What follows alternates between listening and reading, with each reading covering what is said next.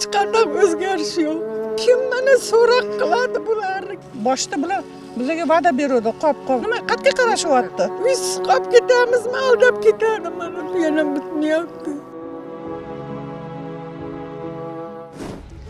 Chilonzor tumanida qad rostlayotgan aynan ushbu ko'p qavatli xonadonlardan xarid qilgan fuqarolar uylar o'z vaqtida topshirilmayotganligidan shikoyat qilib dasturimizga murojaat qilishdi. Hali uydan umuman darak yo'q. Qurilish to'xtagan.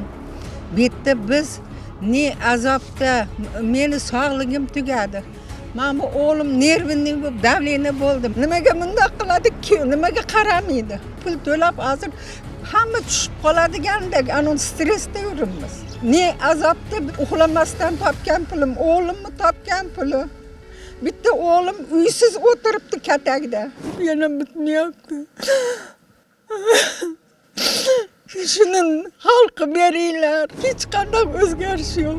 Kim mana so'roq qiladi bularni? Hamma hozir yuragini qovushlab turibdi. Biz qolib ketamizmi, aldab ketadi mana. May oyida bizga kalt topshirish kerak edi. Boshda bular bizga va'da beruvdi, qop. Nima qayerga qarashyapti?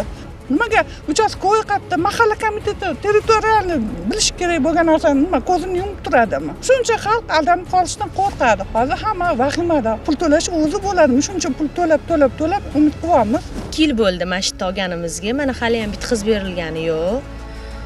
Ko'pchilik kvartirada yashayapti. Men ham 2 ta bolam bilan onamning uyida yashab yuribman.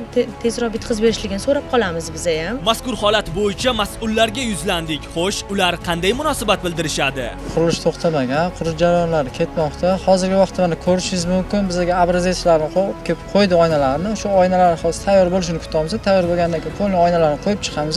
Qo'yib turib tomini professionalni yopib, xonadon egalarini chaqirib turib ichki remontini boshlayveradi. Bu ularga hech qanday ta'siri yo'q.